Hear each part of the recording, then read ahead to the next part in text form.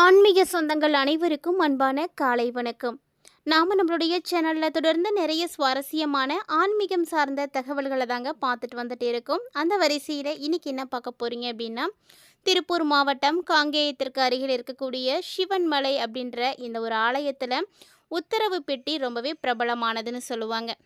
இந்த உத்தரவு பெட்டியினுடைய மகிமையை என்ன அப்படின்னு பார்த்தீங்கன்னா, பக்தர்களுடைய கனவுல தோன்றக்கூடிய அந்த ஒரு பொருள் தான் முருகனே உணர்த்தக்கூடிய ஒரு செய்தியாக நினைத்து அந்த பொருளை வைத்து வழிபாடு செய்வாங்க. ஸோ அப்படி பார்த்தீங்கன்னா, சமீபத்தில் கடல் நீர் வைத்து வழிபாடுகள் செய்யப்பட்டிருக்கு. அக்டோபர் மாதத்தில் பக்தர்களுடைய கனவுல தோன்றி கடல் நீர் வைத்து பூஜிக்கப்படுறதுனால பக்தர்கள் மத்தியில் கடல் சீற்றங்கள் ஏதாவது ஏற்படுமோ, கடல் அபாயங்கள் ஏற்படுமோ, இல்லை சுனாமி, பேரலை, புயல் இந்த மாதிரி ஏதாவது விஷயங்கள் நடக்குமோ அப்படின்ற பயத்தை ஏற்படுத்தியிருக்கு அப்படின்னு தான் சொல்லணும். ஸோ இந்த விஷயம் எப்போலேருந்து செயல்பட ஆரம்பிக்கும் அப்படின்னு பார்த்தீங்கன்னா, இதனுடைய வெளிப்பாடுகள் எல்லாமே டிசம்பர் 19ற்கு பிறகு இருக்கும் அப்படின்னு பெரும்பாலும் எதிர்பார்க்கப்படுது. ஸோ என்ன மாதிரியான மாற்றங்களை எல்லாம் இந்த உத்தரவு பெட்டி கொடுக்க போகுது அப்படின்ற மாதிரி மக்களிடையே பரபரப்பும் இருக்குது, எதிர்பார்ப்புகளும் இருக்குது அப்படின்னு தான் சொல்லணும். பொதுவாக இந்த உத்தரவு பெட்டியில் வைக்கக்கூடிய பொருள் பார்த்திங்கன்னா, அடுத்து நடக்கக்கூடியதை உணர்த்தக்கூடிய வகையில் மட்டுமே இருக்கும் அப்படின்னு எல்லாராலையும் நம்பப்படக்கூடிய ஒரு விஷயந்தான். எந்த மலைக்கோவிலிலுமே இல்லாத ஒரு சிறப்பு அம்சமாக இருக்கக்கூடியதுன்னா அது இந்த உத்தரவு பெட்டி தாங்க. ஏதாவது ஒரு பொருளை வச்சு சிறப்பு பூஜை செய்வாங்க, அதுதான் வழக்கம். ஸோ அந்த மாதிரி பார்த்தீங்கன்னா, பக்தர்களுடைய கனவுல முருகனே ஒரு பொருளை குறிப்பிட்டு சொல்லுவாங்க அப்படின்றதும், அந்த பொருளை தான் அவங்க அந்த பூஜையில் வைப்பாங்க அப்படின்றதும் உண்மையான ஒரு விஷயம். அதாவது கடந்த 6ஆம் தேதி மார்ச்சில் பார்த்தீங்கன்னா, கற்பூரமும் பெரம்பும் வைத்து வழிபாடு செய்துட்ருக்காங்க. அதுக்கப்புறம் ஒரு 7 மாதத்துக்கு அப்புறம் இப்போ தாங்க கடல் நீர் வச்சு அக்டோபரில் வழிபாடு செய்திருக்காங்க. அதுக்கப்புறம் இன்னும் எந்த ஒரு பொருளும் மாற்றப்படலை. கடல் நீரை வைத்து வழிபாடு செய்கிறதுனால இயற்கை சீற்றங்கள் ஏதாவது நடக்குமோ அப்படின்ற மாதிரியான பயம் இருக்குது. இல்லைன்னா கடல் சார்ந்த தொழிலில் ஏதாவது நல்ல ஒரு வளர்ச்சிகள் கிடைக்குமோ அப்படின்ற எதிர்பார்ப்பும் மக்கள்கிட்ட இருக்குது. ஸோ இந்த ஒரு விஷயத்தை வச்சு பார்க்கும் பொழுது, நம்மளுடைய வாழ்க்கையில் நடக்கக்கூடிய விஷயங்களை முன்கூட்டியே மக்களுக்கு உணர்த்தக்கூடியவர் அப்படின்றதுனால தான் சிவன்மலை ஆண்டவர் ரொம்பவே சிறப்பான ஒரு இறைவனாக பார்க்கப்பட்டுட்ருக்காரு. அது மட்டும் இல்லாமல் அதனால தான் இந்த கண்ணாடி பேழைக்குள்ளே வைக்கப்படக்கூடிய பொருட்களுக்கு எல்லா விதமான எதிர்பார்ப்புகளும் இருக்குது மக்கள்கிட்ட அப்படின்னு சொல்லணும். ஸோ இந்த ஒரு பொருளின் மூலமாக ஏற்படக்கூடிய மாற்றங்களானது டிசம்பர் 19க்கு பிறகு மிகப்பெரிய மாற்றங்களாக இருக்கும் அப்படின்னு எதிர்பார்க்கப்படுது.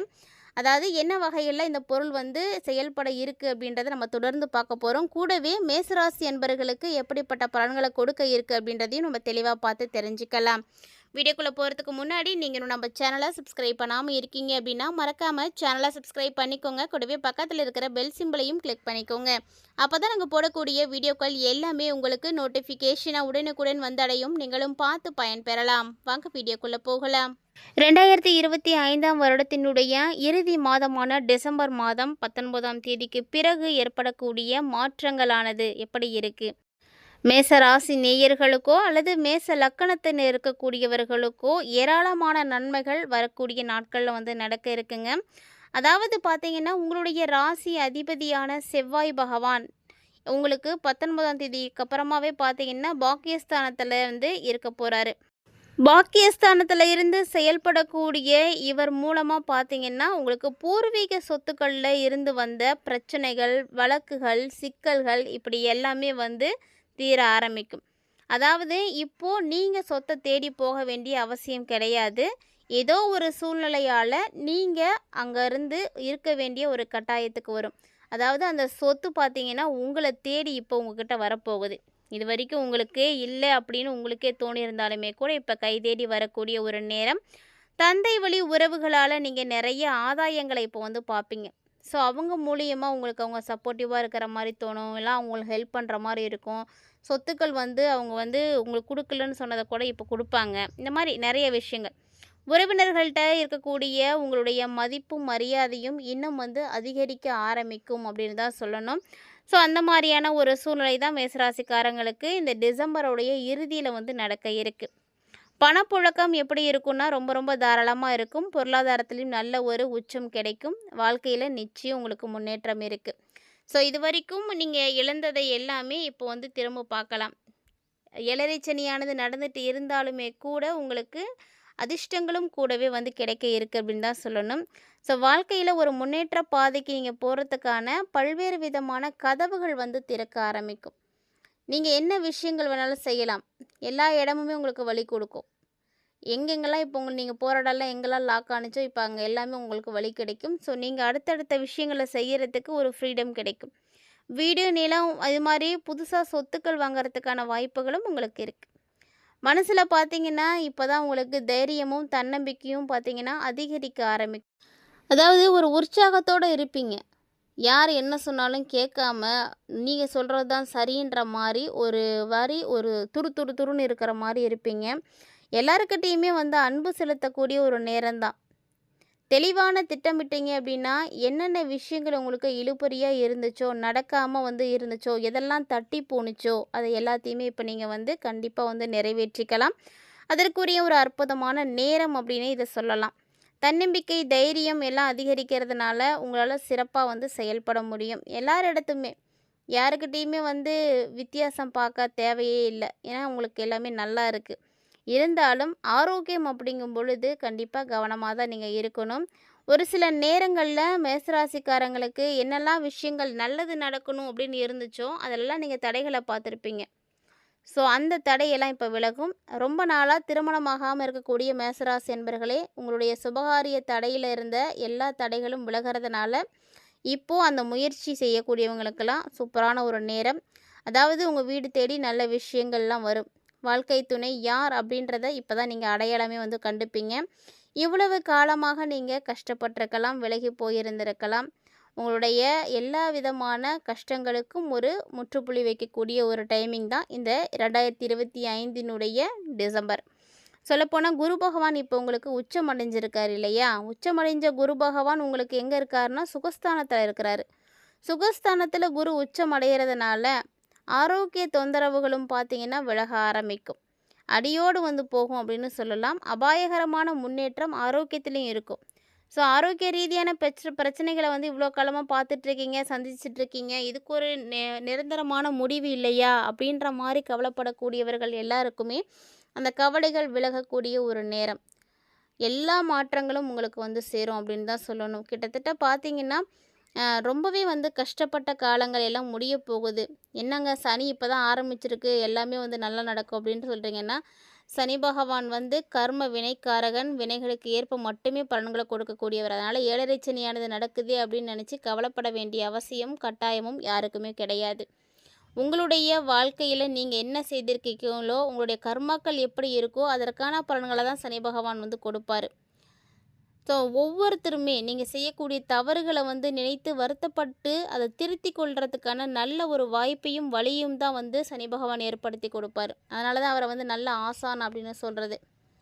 நீங்கள் பண்ணது தப்பு அப்படின்னு அப்போ உங்களுக்கு புரிஞ்சிருக்காது. ஆனால் சனியினுடைய காலகட்டம் வரும் பொழுது நம்ம செய்த தவறுக்காக நம்ம வருத்தப்படக்கூடிய நிலைக்கு அவர் கண்டிப்பாக வந்து கொண்டு போவார். அந்த மாதிரியான சின்ன சின்ன விஷயங்களில் உங்களுக்கு நல்ல பாடங்களை புகுத்தி நல்ல ஒரு வழிகாட்டியாக இருப்பாரே தவிர உங்களை வந்து பெருசாக தொந்தரவு பண்ணக்கூடியவர் அவர் கிடையாது. இப்போது அப்படி தான் உங்களுக்கு எல்லா வகையிலையுமே மாற்றங்களும் முன்னேற்றங்களும் உறுதியாக வந்து கிடைக்க போகுது அப்படின்னு தான் சொல்லணும். கிட்டத்தட்ட பார்த்தீங்கன்னா எல்லா மாற்றத்தையும் நீங்கள் இப்போ சரி பண்ண போகிறீங்க. இது வரைக்கும் உங்களுக்கு கடவுள் நம்பிக்கை இருக்குதோ இல்லையோ, ஆனால் இப்போ ஆன்மீகத்தில் நாட்டம் அதிகமாக இருக்கும். உங்களுடைய ஆசைகள் என்னவோ அதெல்லாம் ஒன்றா நீங்கள் வந்து நிறைவேற்றுறதுக்கான ஒரு நேரமாக இந்த நேரம் இருக்கும். செவ்வாயும் சூரியனும் சேர்ந்து இருக்கிறாங்க அப்படின்றதுனால தேவையில்லாத சங்கடங்கள் உங்களுக்கு வரும். தேவையில்லாத விஷயங்களை செய்வீங்க. செய்யாத தவறுக்கு கூட நீங்கள் இப்போ பழி சுமக்கலாம். ஸோ இந்த மாதிரி பல பிரச்சனைகளும் உங்களுக்கு வர இருக்குது. நிறைய சிக்கல்களில் போய் சிக்கிக்கிறதுக்கான வாய்ப்புகள் இருக்குது.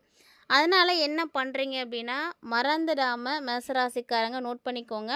தேவையில்லாத விஷயத்துல எல்லாம் நீங்கள் தலையிடாதீங்க. எல்லாத்த விட்டும் விலகியே இருங்க. முடிஞ்ச அளவுக்கு அமைதியாக இருங்க. மற்றவங்களுடைய விஷயம் உங்களுக்கு அது தேவையில்லாதது அப்படின்றத நீங்கள் உணர்ந்துட்டு நீங்கள் உண்டு உங்கள் வேலை உண்டுன்னு இருங்க. அப்போ தான் உங்களுக்கு நல்லது. குழந்தைகளாலேயும் உங்களுக்கு சின்ன சின்ன பிரச்சனைகள் வந்துட்டு தான் போகும். ஸோ இந்த மாதிரியான சின்ன பிரச்சனைகளுக்கு கூட உங்களுக்கு வந்து இருக்கக்கூடாது, விலகணும் அப்படின்னு நீங்கள் நினைக்கிறீங்கன்னா கண்டிப்பாக உங்களுடைய குலதெய்வத்தை வழிபாடு செய்யுங்க.